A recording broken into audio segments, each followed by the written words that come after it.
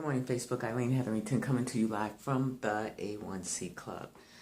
Just got a question yesterday, and the question was such a good one that I thought I would share it with everyone. So what someone presented to me, actually one of my friends on Facebook asked me, basically said that at nighttime they notice that they feel a little funny, and so once the glucose is checked, it's a little low, and they're asking what should they do. Should they eat a snack bar? Or basically, how would they take care of that? Now, first of all, what I would always ask you to do is to consult with your physician. Your physician must always have a tab or a pulse on what you're doing in terms of how you're going to regulate and maintain your glucose. In other words, make sure you have that same conversation with them. When you go in for your appointments, ask questions. And if you don't remember the questions once you get there, always remember prior to your visit to write things down. But as a helpful hint, this is what I do. I don't worry so much about my glucose being high anymore because, as everybody knows, I don't take medication, so I've always got a pulse on it. And then I listen to the warning signs of my body. My body always tells me what's going on. So in other words, when my glucose is low, I feel lightheaded. I can be walking and all of a sudden I feel like I'm, a little faint. I feel sleepy and tired. It's like having gas in your car. Your car starts acting funny, starts to put a little bit, slows down until it runs out. And that's one of the things you don't want to do. You don't want to run out. So listen to your body. Your body always is going to let you know when something is not right. And one of the things that you guys want to take, keep a pulse on is you want to make sure that you always have enough energy when your glucose is low.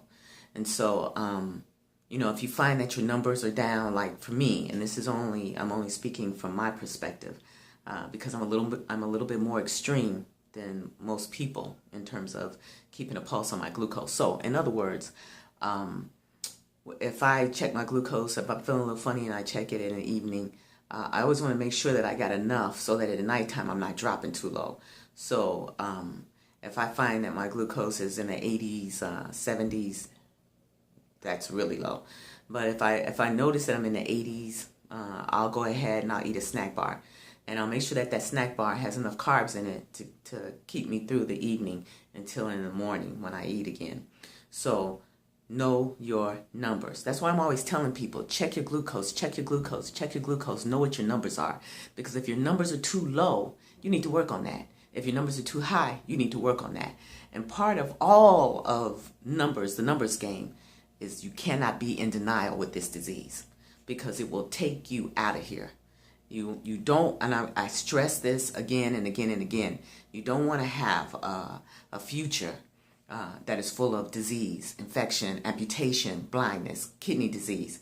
Take care of your body because in the end, if you don't take care of your diabetes, it will take care of you. Peace out, everybody. Have a wonderful day. Check your numbers. I tell you this again and again and again and again and again. You have to know your numbers. And it's not going to benefit anybody but you. Know your body. Know your warning signs. And know the warning signs of when your glucose is too high. Some of the things that you should look out when your glucose is really high is your vision gets blurry. You're thirsty. You have this thirst that you just cannot quench. What else? Let's see, you're urinating all the time. Your legs hurt, your feet hurt, you're sweaty, you're itchy. And this is a little personal, but it's got to be said. Because if I don't say it, you won't know it. So in the case of women, you might tend to get a yeast infection. You might have vaginal itching and dryness, irritation. Same thing with men. You might have some irritation and dryness, itching.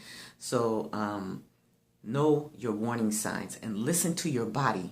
You know what I'm saying? Your body is going to always give you warning signs, and you should take those warning signs seriously. Eileen Hetherington coming to you live from the A1C Club, trying to help you get this diabetes thing under control because it is control. It is something that you can control, but you can't be in denial, and you got to keep a pulse on yourself because it's your body, it's your life. Your body, your life. Your body, your life. And live it. Live your life, people, under control. Have a